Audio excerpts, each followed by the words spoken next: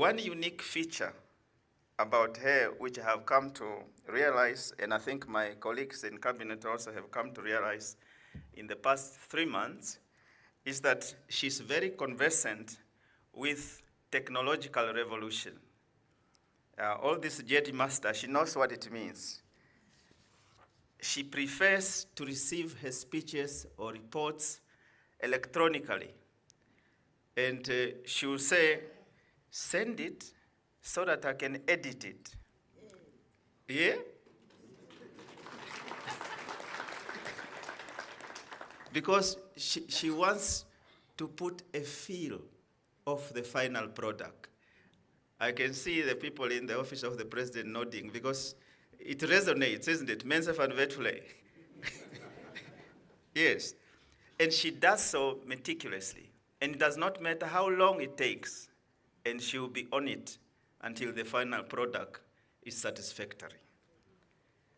She provides and presides over a leadership that wants to see results and change. Her desire to use our abundant natural resources for the benefit of our people is unmatched. She always says, as all of us are aware, we are too few to be poor. It can't be any truer than that. As public servants, we are in the public service to make that dream come true. Let's create opportunities and not obstacles for the young generation faced by social ills and challenges of unemployment. We in the office of the Prime Minister can only avail ourselves to be a conduit to facilitate and nurture that leadership and coordinate all OMA's regional councils and state-owned enterprises to do the same. As members of her cabinet, our collective ambition is to make her succeed in the mandate she received from the electorate in the 2024 November presidential and National Assembly elections. It is our humble assignment. Her heart is in the right place, and her mind is on the pulse of doing good for all our people in all 121 constituencies of our 14 regions. Dear public servants, dear colleagues in cabinet, and all of us, let's push boundaries and make the impossible happen. And it must happen. Let us do so with a heart for those we serve and a mind deliberately aligned to the national interest and national security of our country. Because we have a leadership in Her Excellency that is seamless and extraordinary.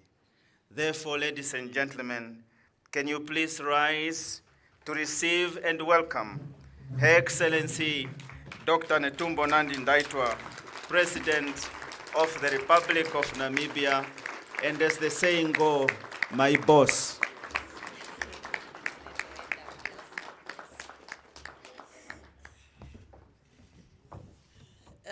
Please sit down. Thank you very much, Right Honorable Riangurare, Prime Minister of the Republic of Namibia, for giving me the floor and for your presence at this gathering. Our Director of Ceremony, I really have to acknowledge the manner in which you are directing our proceedings.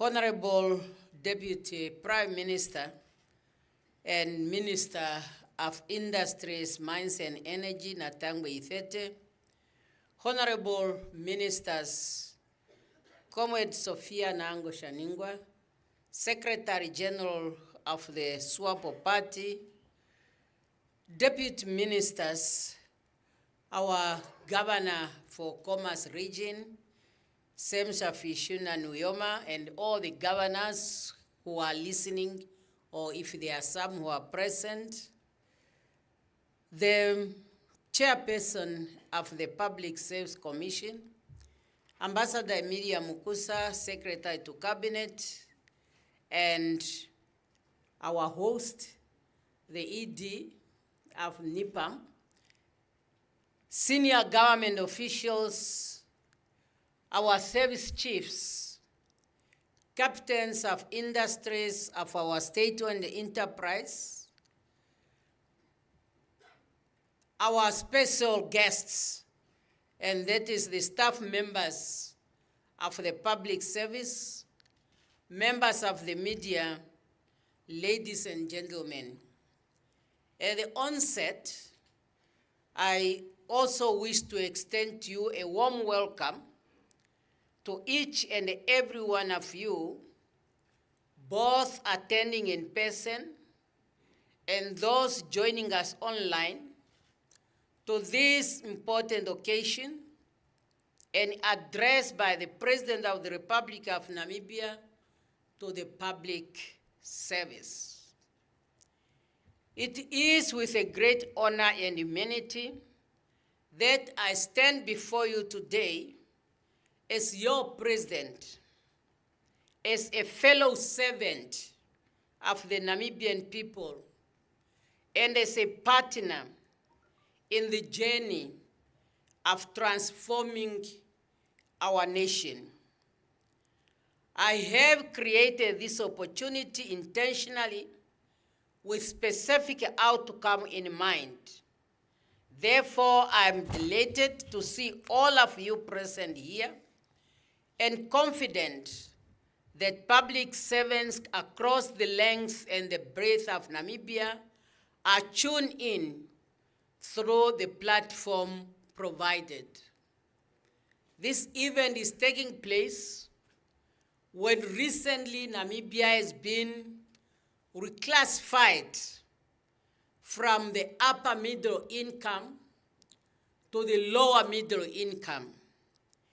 A reclassification that should not really a celebration, neither should be put us down, but something that we as civil servants have to take it serious so that we claim back where we were, regardless of how they reached to that particular classification.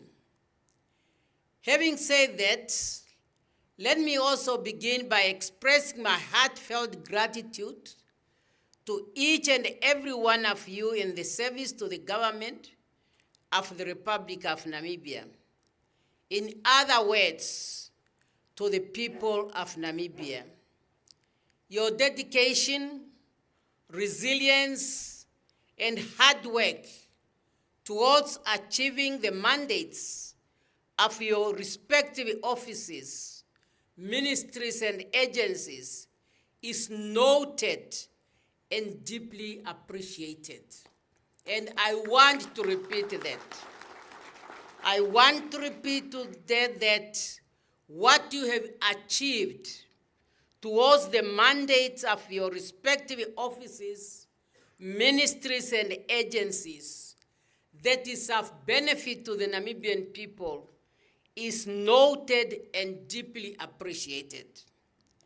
You, the public servants and technocrats, are an indispensable national resource. You are a national resource. You are a resource to each and every Namibian. You are the most vital component of the machinery that keeps the wheels of the government turning. If you were not there, the government would not be there.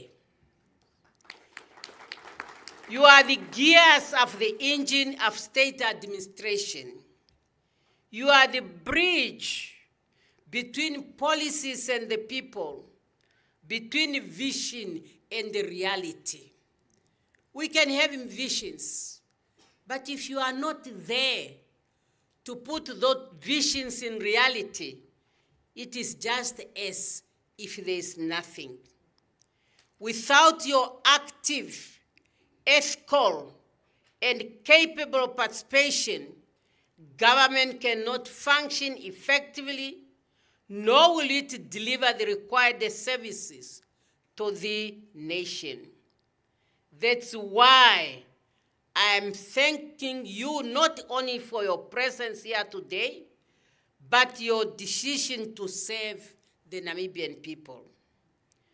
Public service is not merely a job, it's a professional call. In 2024, I launched my leadership vision for the 8th administration based on the 5 pillars of pragmatism, integrity, accountability, meritocracy, and inclusivity. Because we want to put everything to science, by abbreviation, you can call it PM, because now it's becoming a fashion. I knew abbreviation in science, but now you find common English language, everything is abbreviated. Sometimes becomes difficult to understand what does this one means. If it is true your choice, if it's true your choice to be a civil servant, to follow the calling of service, then I trust you have also chosen to serve with those values at heart.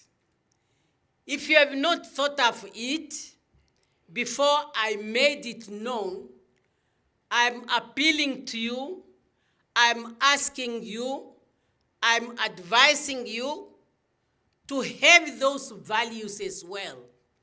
Because if those values just remain with me, it doesn't mean anything. Because I'm not all over. You are occupying more space than the one I'm occupying in State House. And I want to take it. You believe with me, and you take those values to guide you as we are serving our people. The state has a scared responsibility to protect, promote, and fulfill the right and the inspiration of its people. It does so through the functioning of the institutions and through the hands of the public servant, meaning through your hands. Each of us in government or state-owned enterprise must understand how we fit into this machinery called the government. We must ask ourselves, what am I bringing to the workplace today? I've been always telling civil servants I work with, in the ministries I had an honor to serve, that I would like that every day you leave the office, you ask yourself, what has I done today to contribute to our national goal, which is to fight poverty and bring about prosperity in Namibia? If we do not understand our role, we'll simply report for duty without making a meaningful impact.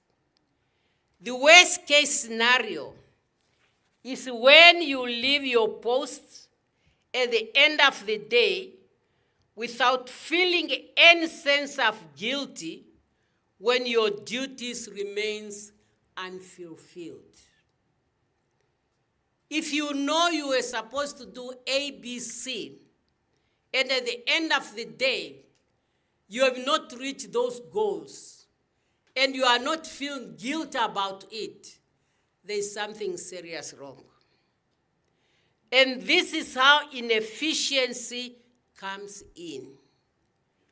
When that happens, the state will fail to meet its constitutional obligations, thus creating frustration among the citizens, leading to social and economic insecurity. When people are not given the required services which they are expecting from the government, because the government has taken an oath to protect and defend the laws and the people of Namibia, and if that is failed, then people will become frustrated, and that can lead to social and economic insecurity. Social and economic insecurities are the breeding centers for the disturbance of peace and security in any given country, and Namibia is not an exception. As Namibians, we must take pride on our peaceful and beautiful country and defend it with our right actions at all times. We must also draw strength from our hard-won independence and the gains we have made. Let us never forget where we come from. Our history must guide our future. It must be taught and preserved so that future generations cherish our peace, honor our legacy, and continue the journey to prosperity. And when we talk about taught and preserve, we don't just mean teaching in the classrooms, but with our work in our offices. Your productivity is a teaching to the generations to come. It's not possible when a young professional comes to the public service where he or she finds a highly motivated, highly productive public service, and that person does not do the same. And that is the teaching and preservance I'm talking about in as far as the public services are concerned. While public service might not bring you material wealth, it offers you something more profound. As human beings, we should not just think of material wealth. Material wealth can be so dangerous, even to your own. Public service gives you a chance to shape legacies and impact lives beyond your tenure. Even not just your tenure is a public servant, but even after you leave this earth, you will be known for that. And that is the teaching and the preserving of what we do, we are talking about. If you embrace this opportunity with the right mindset as a public servant, you will find a sense of fulfillment that no salary can match. You can find that. If you are so happy with whatever house you have, a shelter, you are able to go where you want to go, and you are living in a normal life, you are more happier than living in a mansion and you don't know when the knock will come on your door. And that is really serious. You will be more healthier and you will be more productive and you will be more happy and your family will be more secure. Director of Ceremonies, today I make a humble and urgent plea. Let us adopt a basic needs and self-excellent approach. And this is not an option, colleagues. It's a necessity, it is a must. Self-excellency must be an approach. Yes, we are too few to be poor. We call ourselves a land of a brave. How can you have a land of a brave with such resources we have, but still we call ourselves as poor people? There is a contradiction. Therefore, we have to do what the government expects from us. The government must not fail those it has sworn in to serve. We have taken an oath on behalf of all of you. And for you to accept to be a civil servant, you are saying, yes, we are ready to work with you in fulfilling that oath. This means that all Namibians, regardless of race, religion, status, or location, must have equal access to basic services, clean water, sanitation, food, healthcare, education, employment, justice, and opportunities for economic advancement. As civil servants, senior civil servants, middle senior civil servants, how many of us who can survive even a month in a house in urban area that does not have running hot water? Who can survive? You all complain like nothing. I have to congratulate our Minister of Works that we have seen this on our television last night, that after our visit to our big hospitals in Windhoek, what we have discovered, we have started to address that problem. I was happy to listen to the contractor who is saying in the next 4 weeks, hot water will be running in that hospital that has been off for more than 10 years, as we were informed. And these are basic services that we are talking that we must serve to our people. To realize this, I urge all public servants to familiarize themselves. I'm asking you, public servants, to familiarize yourself and be guided by the SWAPO Party Manifesto Implementation Plan under the theme Unity in Diversity, Natural Resources Beneficiation for Youth Empowerment and Sustainable Development. And the National Development Plan number 6, which, as you were informed by our Prime Minister, I will have the honor to officially launch it on the 21st of July 2025, 2 days from now, where in the same occasion, I will then inform the nation what you and me have achieved in the past 3 months after I sworn in as the President of the Republic of Namibia.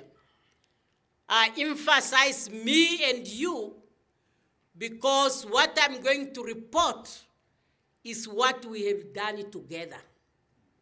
And the nation is going to judge all of us, not just NETUMBO. You might find politicians who be focusing on NETUMBO, that is fine.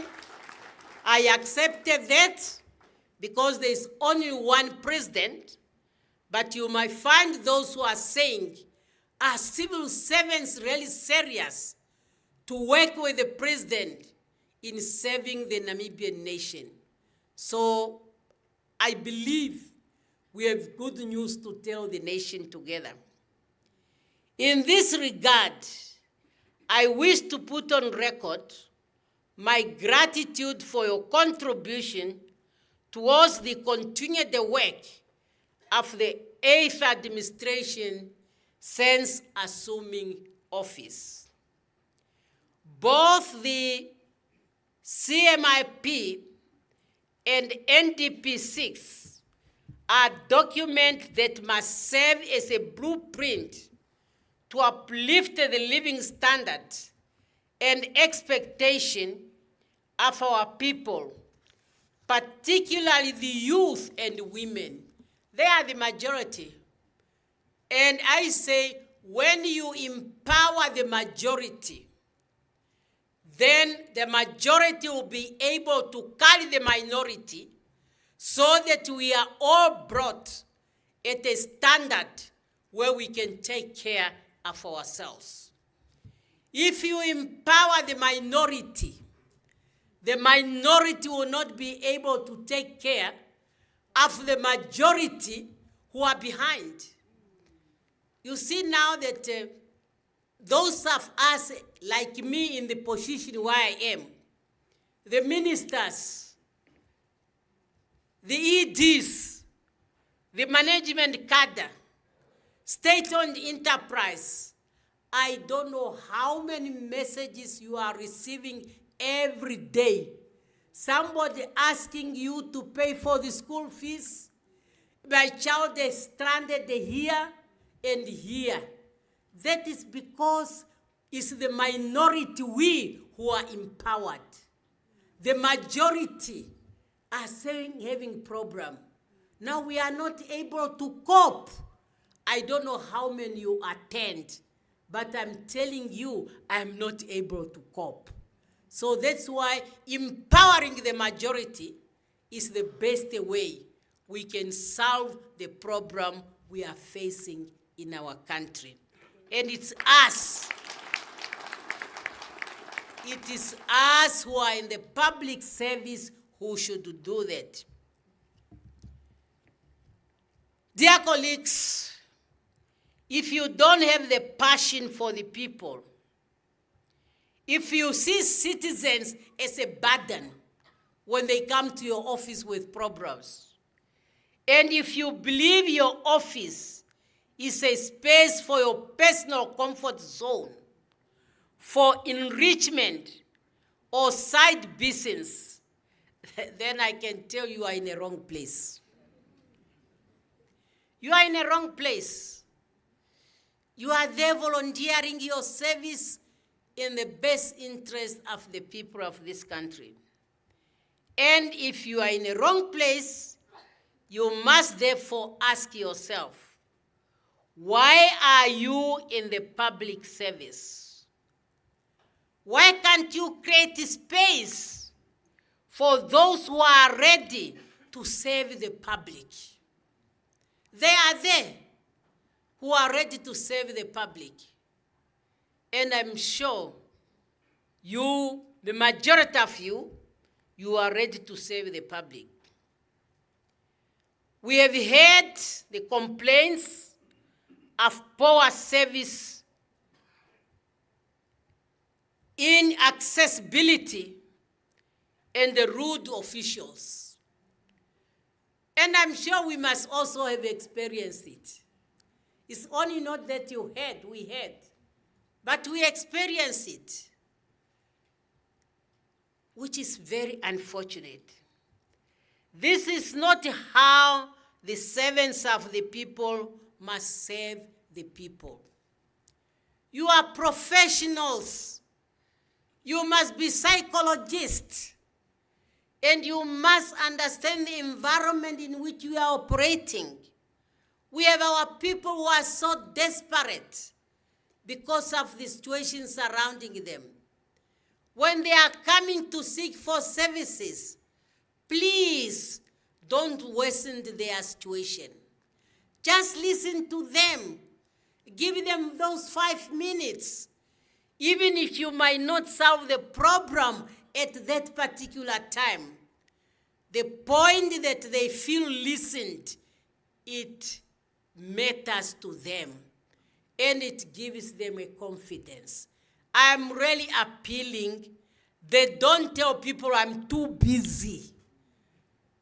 They do not understand your business. Find a way of how you can them feel that they are being cared for. I therefore demand that really, for those of us who have such an attitude, let us change. When a person leaves the office happy, they will even open their minds. And when they go back to where they come from, they will have a complete different attitude. And they become even more innovative and contribute to the socio-economic development of our country. Yesterday, I was listening to the police record, or I read it in the newspapers, as to how many people who committed suicide from January to June. It's a surprise. It's a shock. And they are saying the cause is mental health. What is mental health? Mental health are people who are overwhelmed by problems. And if a person comes to our offices trying to get information and you did not treat a person properly, that's what could trigger the frustration in that person's mind. And then mental health become a problem in our country. We talk of public service because those who make up that body are people who have committed themselves to serve the public and not themselves. Hence, the government elected by the people does appreciate them through monthly salaries agreed and signed as you join the public service. All of you as civil servants, you have signed an agreement with the government, which simply means you have signed an agreement with the people of Namibia who are represented by the government. Your job description is there. And then they say, for this job we want you to do, this is what we are going to appreciate you with. And you say, fine, I'm ready to do that. But if you have taken that decision, why you do not do that? What I'm saying, think of the benefit you enjoy as a public servant. A regular monthly salary. In this government in Namibia, under the leadership of SWAPO Party, for the past 35 years, who can say a month has passed and I have not received my salary? It happens in some countries, you know that, but not in the Republic of Namibia. We all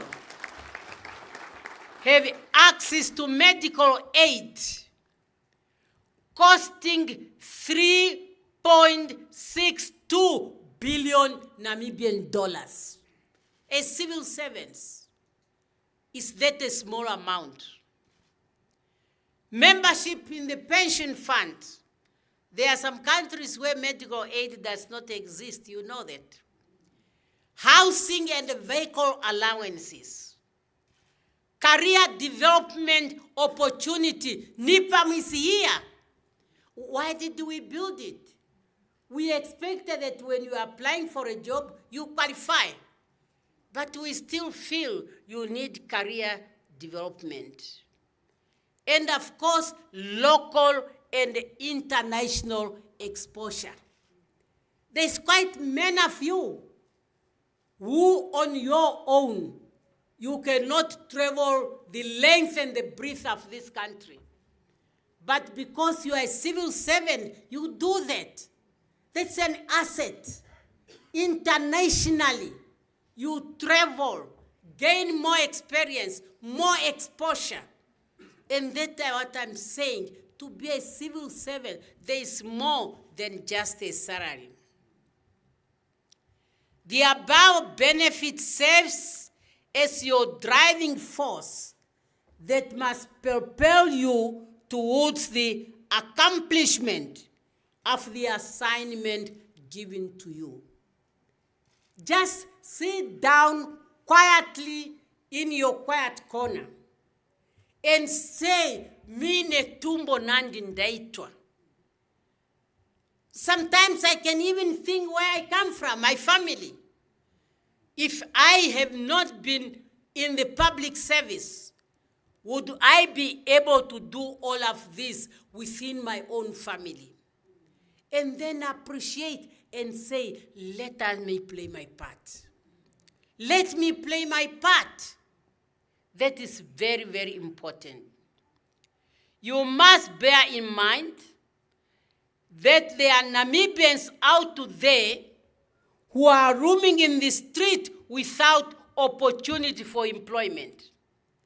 And for us who are employed, we are the ones to create an opportunity for them. For example, if you are on a desk, which is to clear investors, whether you are in the Ministry of Home Affairs, whether you are in the Ministry of Trade, wherever you are, and you are delaying unnecessary investment to come into the country, do you know how many jobs you are sending out of the country? And these are the jobs that should have taken up the Namibians who are roaming in the streets. That should help you to develop an attitude of gratitude. When we count our blessings, we will serve with humanity. You must know self-enrichment on the expense of the public is a breach of contract and a betrayal of the nation trust. The nation trusts us. As civil servants, we are trusted by the nation, and we should not betray it. You know, when you betray the trust, the potential of war is there. And Namibia is the good example. The United Nations trusted the South African apartheid regime on Namibia in order to develop to assist the Namibian people to independence. That trust was betrayed by South African regime. What is the result? Is the war in this country. We are forced to go to war. And we lost so many precious lives. We still have people who are crippled. And we have those we are still to take care. And it's us civil servants, when we are here veterans who are not yet serviced, this is our responsibility, colleagues. All of us, we must make it our responsibility. Don't think when the veterans are talking, they are just talking to President NETUMBO. They are talking to all of us. And we should all think, how do we make resources available so that we can take care of these veterans? Some of them who are permanently disabled because of the trust that was betrayed. And then we went to war. I believe in Namibia, civil servants or this workforce I'm addressing today in your ability to drive change. Thus, together we can and must ensure that no Namibia is left out. I am talking to you because I believe in you. I sincerely believe in the Namibia civil servant. I really believe on the Namibian workforce that together we can change and transform our country and transform our economy. The abilities are on you. What you need is just really to do mind shift. Let us change, comrades. I'm calling you comrades. Sometimes you want to associate it with SWAPO. We have, as Namibians, we have something in common. And what we have in common is the well-being of the Namibian people. And that's what comrade simply means. What is common in all of us is really the well-being of the Namibian people and bring prosperity in this country. You can do it. You go to the same schools other civil servants in the world goes. You use the same books, my dear Namibians. We are just too few to be poor. We really so few to be poor. It's so heartening when you see a Namibian begging on the street and you are every time going to the office. Have you ever asked yourself, as a civil servant in Namibia, what have I done to take that person out of the street? It's not just the money, colleagues. It's how we do the work. And I'm really appealing that we need to change and to ensure that no Namibian is left behind. The realities for some of our people remains very dire. Poverty, we see it, inadequate access to service, barriers to dignity, sanitation. All of us as civil servants, we have an option for medical aid. And then we go for private practice. We don't use the state facilities. And that's why I said, Minister of Health, with your team, I gave the time frame.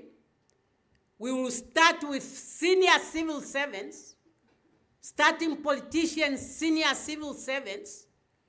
The government medical aid will be there, but for you and me, we should use the state facilities. So that we are serious. So that we are serious to make sure that state facilities are put to the standard to serve the nation properly. It's just fair.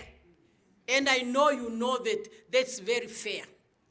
There is no way we can do it really.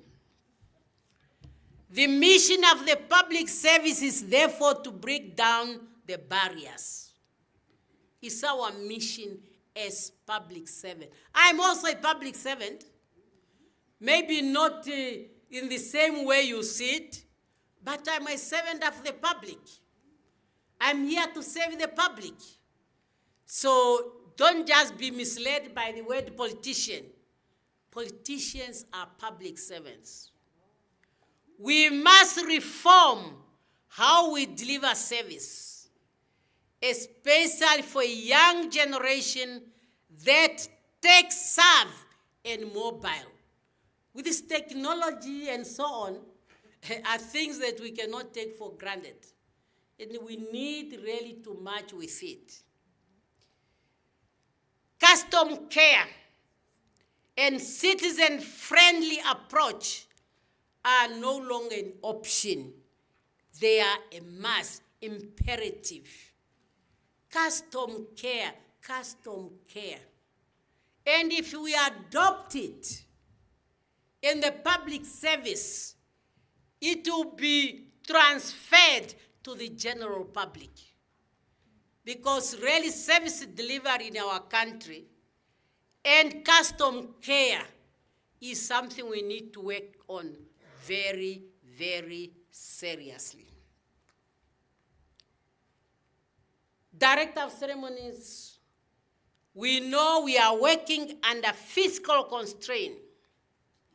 The public service wage bill stands at over 35 billion, saving over 1,000 employees. 100,000 employees. Thank you for your correction. I'm happy we are all listening. And with this, how are we assisting others who are not in the similar situation? This situation is unsustainable because we must create a balance from what we are spending on ourselves and what is the outcome. As such, we must therefore prudently utilize the scarce resources at our disposal by applying a concept of achieving more with less. So we really need to do so. The wastage is a reality, comrades, fellow Namibians, fellow civil servants. Let us avoid a wastage. How much you spend in your office on overtime? And is those overtimes really warranted? Do we really follow the procedures? Are we really saying they should always overtimes? That the time from 8 to 1, lunch break, 2 to 5, is not enough? That we have regular overtimes? I wonder if we are always having work behind that overtimes must be approved. We must really exercise a highest physical discipline, aiming at achieving efficiency and effective objectives for the benefit of our people. It must be underscored that the government, by its nature, its design and structure, is not really to be the main employer for the majority of the population. The role of the government is to create a conducive environment for employment. By and large, employment is squarely within the domain of the private sector. And I'm saying this because of our economic mood of production that we have agreed as per our constitution that we are a mixed economy. And if you look in brackets, as much as we are mixed economy, whereby we said we are mixing the command economy and the capitalist economy, we are more on the side of capitalists. Therefore, let us facilitate the private sector to create jobs and not just always to look at the government. In the command economy, you expect the state to create all the jobs and to give all the services. But if you add it together, if you did your political economy, you find that they are somehow meeting them. Because in a command economy, you might have your payslip, which is showing an income that you consider is very little. But everything is provided free. Medical services, health services, transport is cheap and everything. I was a student in Moscow, Soviet Union. But in the capital economy, they make the list so big that is your income, and you have all deduction. So these are really things that we have to look. I did politics, not economics, but there was a subject on political economy. And these are the things we have to look at. That means all the systems are looking at the well-being of the people. My last study was in a capitalist country, Britain. But we were just given cards, you just choose which doctor you want to go to. And then you go there, you are treated like everybody. I got a baby in Britain while I was studying. Every week my son was getting 7 pounds. I don't know where it was coming from. So it's the well-being. Every state is taking care of the well-being of its people. Therefore, the quality of our services in the public sector will have an impact in the growth of the public sector as well as in the private sector. And that's why I say we must really take an inner oath to serve our nation to the best of our ability. Essential change is needed in mindset and behavior. This change wagon is already underway. The objectives are very clear in our NDP 6 strategic plans and annual plans, as well as in your performance agreement. We do not have time to waste, dear colleagues. We must move with the wagon swiftly and with a purpose. If you are ready to be part of this transformation, you are welcome on board. We are for transformation, very serious transformation, very serious one. And those of you who are ready, you are welcome on board. If not, you must re-evaluate your purpose in the public service and maybe tell us to stop at the next station and say goodbye to us. And in the next station, we'll be able to pick up those who want to be part of the transformation. There will be no business as usual. And I want everyone to make this your inner decision, colleagues. Don't be forced. Don't be forced. Do something that you like. If you don't like it, you are just doing it for a job, it is too bad. There are consequences of non-performance and non-effective service delivery.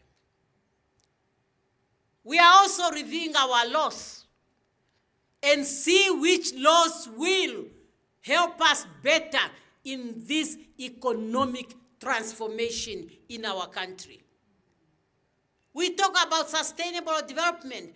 Unless you transform your economy, sustainable development will just be a word for you to talk about. It will not be realized. So, therefore, let us all be part of this. You love your nation, you must love what you do. I recall one day I was invited to be a guest speaker at the NAST graduation. I was emphasizing on the point of advising the students that I believe you have chosen a career of something you love. Because if you don't love it, you are not going to succeed. You are not going to succeed. I told them I love politics. Then after the break, a group of students came to me and they say, tell us, why do you love politics? You told us you are in politics because you love politics. I say, yes, I love politics. Because in politics, you have no shortage of opponents. And when you have opponents, you think better and you think more how to go around and win your opponents. So you must know why you are in a career. And that is really what I feel. As your president colleagues, dear Namibians, the land of the brave, you cannot be a land of the brave if you are not brave. So you are brave people. I want to tell you, I am committed to building a strong, more responsive public sector as a cornerstone of inclusive development. That's what I'm committed. And I said, I want you also to respond accordingly. Can we all be committed to that? So that we serve our people to the best of our ability. When you just go to Katutura, comrade, how do you feel? When you see sharks burning in Swakop Walfish Bay, what do you feel? When you hear people dying somewhere, maybe food poisoning and so on, how do you feel? Can you really sleep? Me, I don't sleep. I don't really sleep. We must invest in skills, embrace innovation, and foster a spirit of teamwork at all levels of government. There is a say that one finger cannot pick up a needle. And this tells us the importance of teamwork. In the offices, colleagues, there are no friends. You are co-workers. You are co-workers.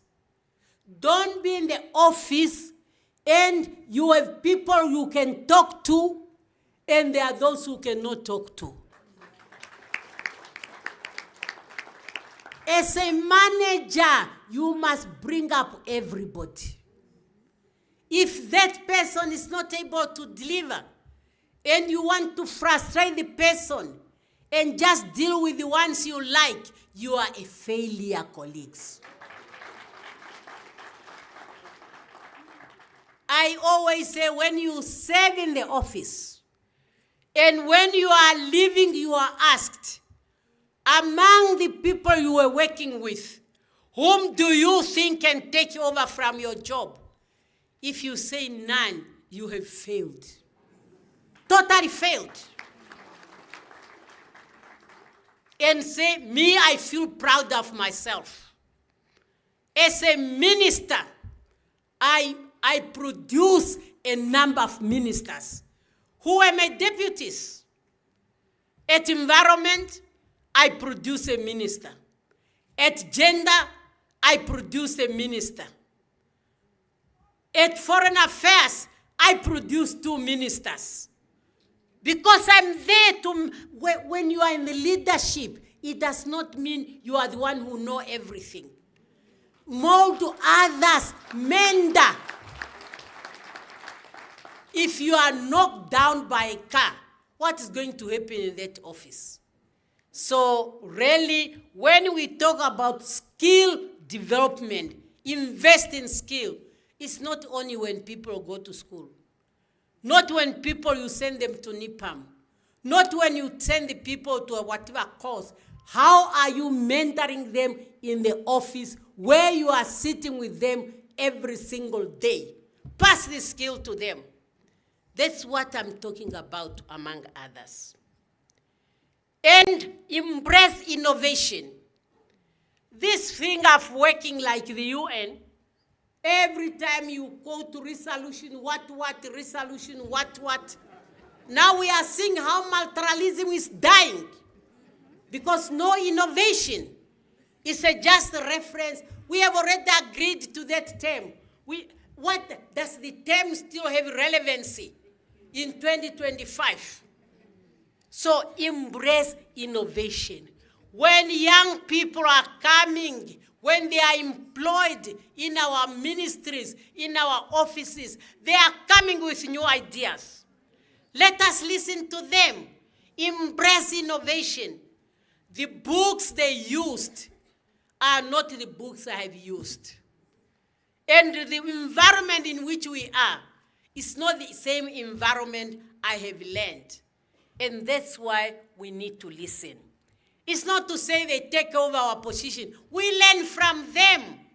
We must learn from one another. In fact, I believe that the staff coming, joining, they must have a better knowledge than myself. But I'll open my mind in order to learn from them because they are in a different environment. So that's why there's a question of advisors. When you are advisor, you must know more than what I know. Because if you don't know more than what I know, what are you going to advise me? Yes. Advisor must know more knowledgeable on the subject matter than myself. Because otherwise, you are wasting the resources. If you can only tell me. And then the teamwork. When you are there, it does not mean you know everything. I have drivers. And as a politician, there are sometimes time of campaign, and you have to run. I'm telling you, if I know I went here, and then the driver say, the car is having a problem, I cannot just run. How can you do that? This is the person with expert here. He said, teamwork. I'll have a program. This is our program. From here, we move here, we move here, we move here. Are our cars ready to go around that? And then they say they are ready. Or they say, no, one of the cars need to go to the service. Then they say, okay, let us adjust. It's teamwork. If you force, you are in danger. So, therefore, colleagues, teamwork. Against that backdrop, I urge you to remain vigilant for us to serve our people better, to ensure that there is no resource wastage. And we must remain vigilant against corruption in all its forms by understanding it as is a tantamount to treason. And I'll keep explaining this. Because if corruption becomes a norm, you frustrate the population. One day they can say enough is enough. They'll go in the street. I don't know, it will be a lot of work for the service chiefs, but the population, they are the power. And that's how treason comes in. Because now you are doing it to instigate the population to overthrow the government. And that's how treason comes in. So we must understand when I say, I learned it in Tanzania from my mentor, and he was right. Because anything you are doing to instigate the population to go against the government, you want the government to overthrow, and overthrowing the government is a treason. So therefore, we must safeguard against that. Let us protect public resources as if they are our own. In any case, they are our own. Those public resources belong to the people of Namibia, and you are part of the society. I'm really appealing. I said I have confidence in you, and I mean it. Don't betray my trust on you for us to transform our economy and our country. Let us be a shining example, a land of the brave. I was proud Minister for Education. The performance of sports from the Region 5. Congratulations. Moving from position 7 to position 2 is commendable. Today I was listening on the television. NBC is introducing a training for is basically contributing to creative industry.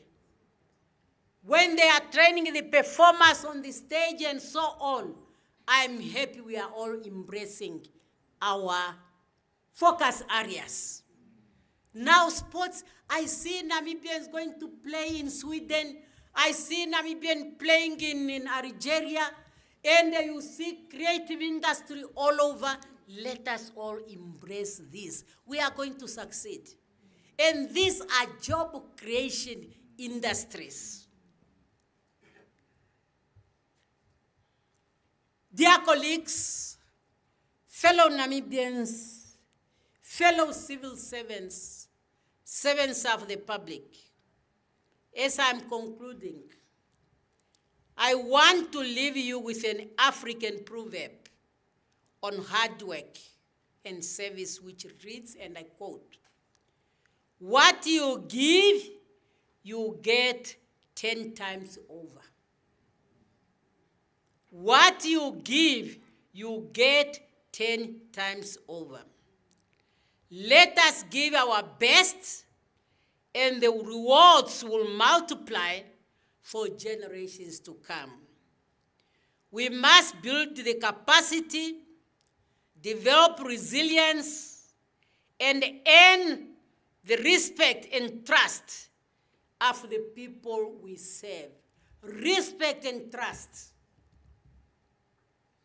Recently, when I was in Angola, at the Africa-USA Business Forum, I was asked the question, why there's always like deadlocks when there are discussions between Africans and investors who want to invest in Africa.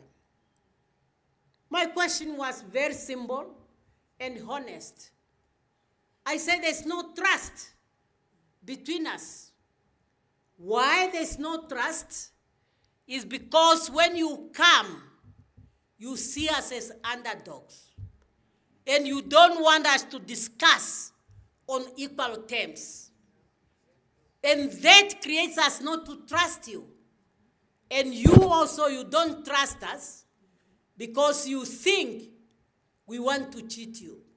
So trust is the thing if one has to succeed. So therefore, we must build capacity, develop resilience, and earn the trust or respect and trust of our people we serve.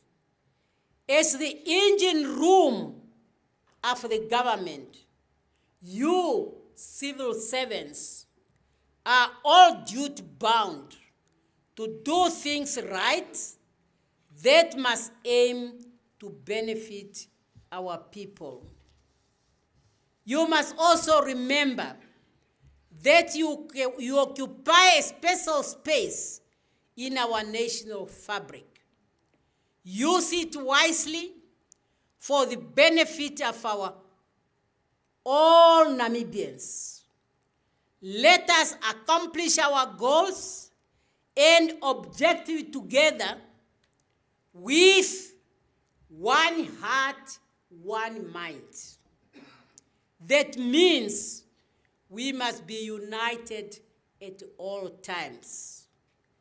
As our founding president and father of the Namibian nation taught us, a people united, trying to achieve a common goal for all members of society will always emerge victorious. That's what an inheritance. What an inheritance that I really want to be planted in each and every heart and mind of a Namibian. I thought I was going to keep you shorter here, but I hope we have enjoyed the time together. Now, I have to make up for the time I have taken to you. But don't understand me out of context. If you have work unfinished, go back to your office, but you are free to take an early weekend for this day for you to digest what your president is. Come a prime minister, can you go and write the directives? Because Ambassador Mukusa will say, where's the letter? So while you are here, communicate to your secretary, prepare that directives so that the whole public service knows, but don't leave work unfinished. I thank you, and together we will go higher.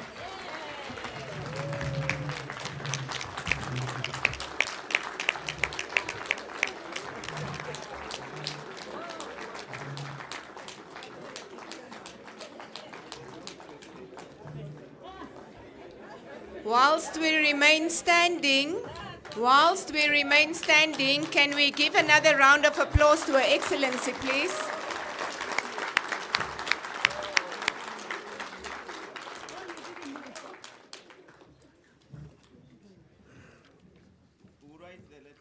You may be seated.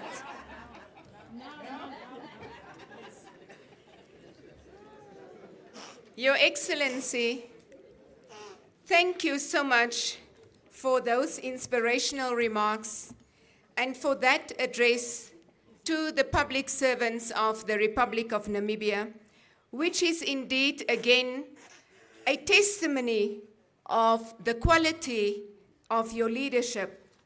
Leadership is service, not position, indeed. And therefore, colleagues, fellow public servants, we have no excuse because we are privileged and we are blessed to be led by such visionary leaders. We have no excuse but to work hard.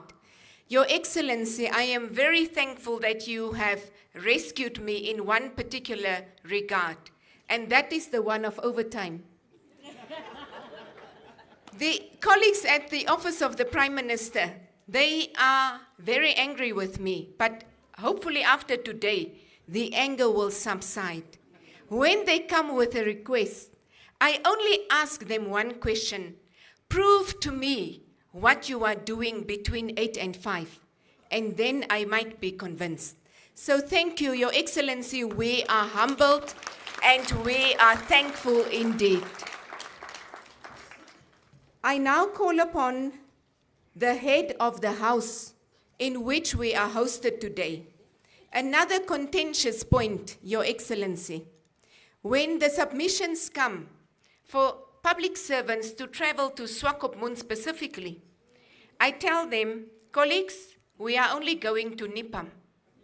We will not go to Swakopmund. We will go to NIPAM, because this is the institution that was created for the purpose of hosting us when we need to be trained, when we need to collaborate, and when we need to meet. These facilities are excellent, and they are so well equipped to host us for any and all purposes.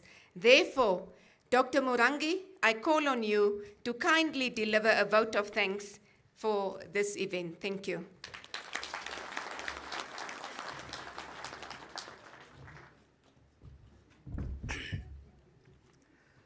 Good afternoon. Thank you, Director of Proceedings. The President has spoken. I think from my side, I'm converted. Where I have shortcomings, I think we need to improve. Thank you so much, Comrade President, Right Honorable Prime Minister, who find time to talk to us as servants of the people. And we are servants of the people because we have been given a mandate to render effective and efficient service to our people.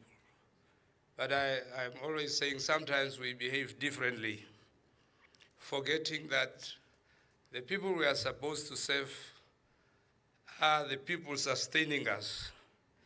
When you see us month end, we are so excited and we are so happy, leaving people behind, stranded and frustrated, forgetting that they are the taxpayers. They are our own brothers and sisters, our own mothers and fathers, and fellow Namibians that needs to be served. I deem it a great honor and privilege to stand before you and be the one making the closing of today's event by proposing the vote of thanks on behalf of the entire public servants. When I was asked by my boss, the Secretary to Cabinet and Chairperson of the NIPAM Council, I said, but why me? They are ministers, they are deputy ministers. And she said, Prime Minister said, you are the host. So what I'm going to deliver is the message that I got from the officers, ministries, agencies, regional council, local authorities, public enterprises, those attending in person, and those attending using the virtual platforms. Today we have witnessed visionary leadership, commitment to improve service delivery, and building a resilient service delivery institution, the public sector.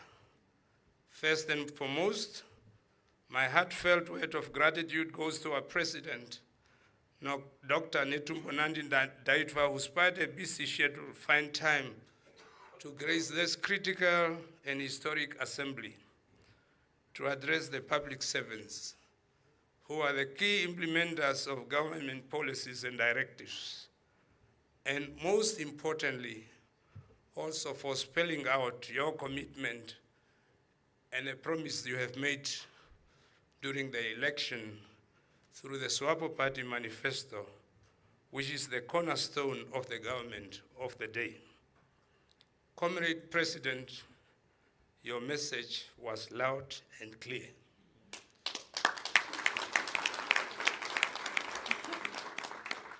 Your message requires hardworking, disciplined, and caring public servants committed to improve service delivery.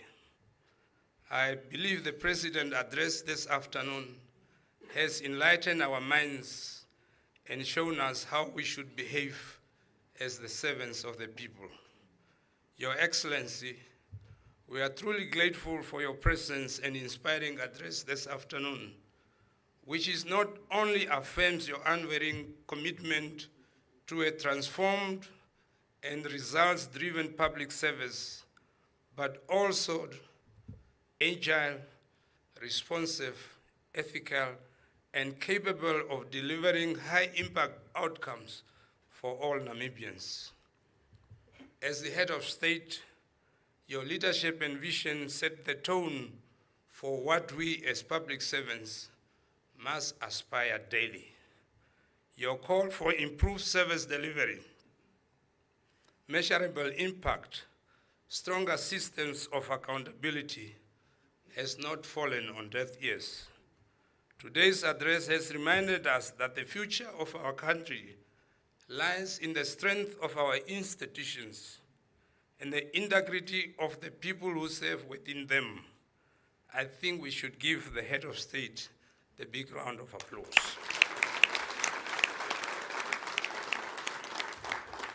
Secondly, let me also express our appreciation to the Right Honorable Prime Minister, Dr. Gurare, the head of the public service.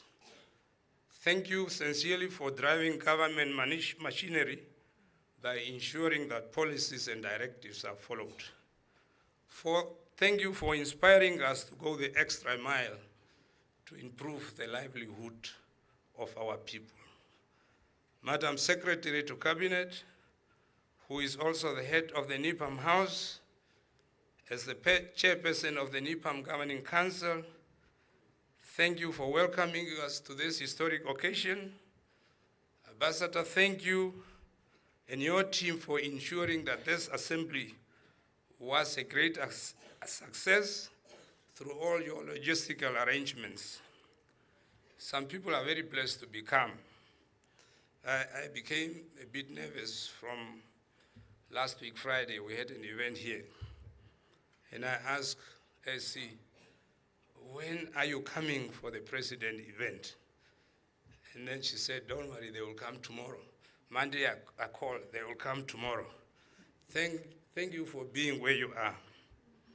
A word of appreciation is also extended to the Ministry of Information and Communication Technology under the leadership of the Honorable Minister, and NBC for ensuring that the event is live streamed. To our political leadership, your presence today in support of our President and Prime Minister is greatly valued. It is a testimony of unity for purpose and commitment to good governance and responsive public service delivery. We thank you for your continuing leadership and support. Now, suppose I don't thank my colleague, Victoria Shikudule, our estate manager here at NIPAM, and her team, in the presence of the Prime Minister, and President, and political, who will thank her. We commend you for your tireless efforts in ensuring that our facilities are conducive for public use and for always constantly communicating with our clients. To our colleagues in the media, thank you for being passionate about your profession, for always being in attendance and disseminating information to the general public. Continue to perform the critical role of informing, educating, and entertaining the nation you serve. To all the public servants, those attending in person and through visual platforms, thank you for being with us today, for being good listeners, and for the commitment you have made today not to disappoint our President, our political leaders, and the entire nation. Today's event should remind us that performance for excellence should begin with us today. Last but not least, thank you to all those I have omitted in my closing remarks. It is not deliberate, we are human, we can make mistakes. Please accept my sincere apology. Let me conclude by saying the following. The President has said, teamwork, teamwork, teamwork. Whatever we do should focus on collective effort and shared purpose. This highlights the individual contributions as public servants to a larger cause. Let me thank you all for being part of this collective endeavor, no matter how small it is. Martin Luther King Jr. said the following, and I quote, "If I cannot do the great things, I can do small things in a great way," end of quote. Director of Proceedings, thank you for directing the proceedings of this day so well. Have a nice day, and thank you for listening to me.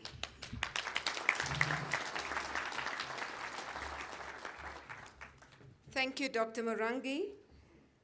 As we now all rise for the singing of the AU and national anthems, and as we proceed henceforth to serve with passion and pride the Namibian nation, I also invite the high table, esteemed attendees, as many of us as possible who can fit onto the stairs outside, as you exit the hall on your left-hand side, for a group picture with Her Excellency and the Right Honourable Prime Minister. I would ask you kindly to wait for the high table to leave the room, and for all honourable ministers and deputy ministers, service chiefs, executive directors and others to also follow, whereafter we will see how many of us can fit into the picture. With that, we come to the end of our proceedings here today, and we rise for the anthems. Thank you.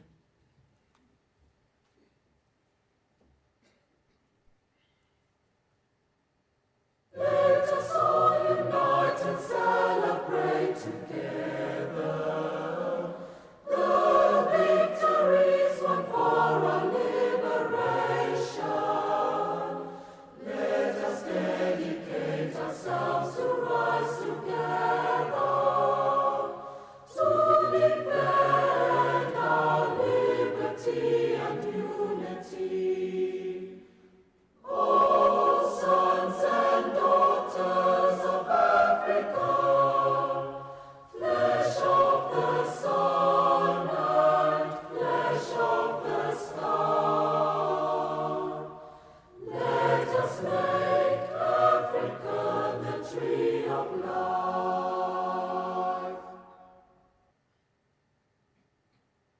Namibia, land of the brave freedom fight, we have won. Glory to their bravery, whose blood waters our freedom. We give our love and loyalty, together in unity, contrasting beautiful Namibia, Namibia, our country, beloved land of savannas, hold high the banner of liberty. Namibia, our country, Namibia, motherland, we love thee. Thank you. As requested, we give an opportunity to the high table to leave the room onto the stairs on the left-hand side of the building, where we will join afterwards for the taking of a group picture. I wish you a blessed weekend ahead. Thank you.